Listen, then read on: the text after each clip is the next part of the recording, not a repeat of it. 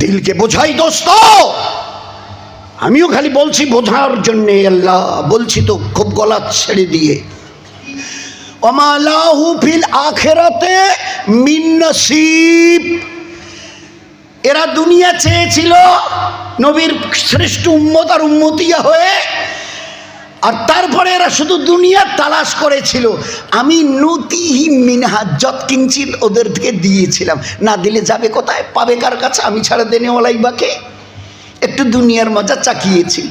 ঝুপড়িতে ছিল একটা টিনের ঘর নেই, একটা চৌচারি কি কয় চৌবাড়ি না কি বলতো, টিনের ঘর। আচ্ছা এখন একটা একতলা বিল্ডিং চাচ্ছিস নে, একতলাতে মন ভরে নেই, দুইতলা একটু এসি চেয়েছিস তো নে। আগে হেঁটে চিল্কি হাট বাজারে গেছিস তো একটা সাইকেল নে। তো সাইকেল এখন নাকি পোষায় না, এটা 2 হুইলার্স লাগে, তো 2 হুইলার্স নে, এনফিল্ড নে, আর যা মন চায় নে। এতেও আর এখন মন ভরেনি, 4 হুইলার্স নে। আগে খালি যাচ্ছিল, পকেটও মাঝে মাঝে খালি থাকতো, এখন ব্যাংকে মোটা জমিয়েছিস নে। কিন্তু দুনিয়ায় শুধু চেয়েছিস, আমি দুনিয়া থেকে নুতিহি মিনহা কিছু দিয়েছি। কিন্তু শুনে নে, অনাদি অনন্তকালের আখিরাতের জন্য আমার কাছে আসতে হবেই। ওমা লাহু ফিল আখিরাতি মিন নসিব।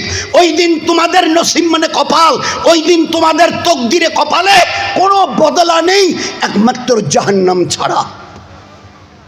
আগের আয়াতে আল্লাহ বলে দিয়েছে।